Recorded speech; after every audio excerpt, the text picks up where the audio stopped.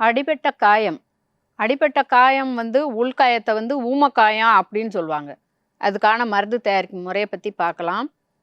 திப்பிலி, ஒரு கத்தரி பிஞ்சு, வில்வ இலை 3ம் நல்லா அரைச்சி எடுத்து இந்த அளவுக்கு எடுத்துக்கிட்டால் போதுமானது. நல்லா வடிகட்டிடணும். திப்பி இல்லாமல் நல்லா துணியில் வச்சு வடிகட்டிட்டிங்கனாக்கா சாராக மட்டும் எடுத்துக்கிட்டா போதுமானது.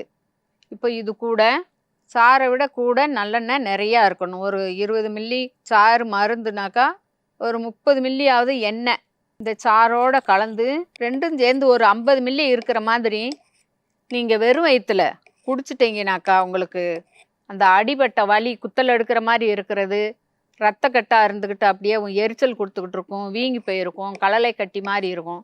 இது ஒரு 3 நாள் காலையில் நீங்கள் குடிச்சிட்டிங்கனாக்கா 1 மணி நேரம் கழித்து சாப்பாடு சாப்பிட்டுக்கங்க.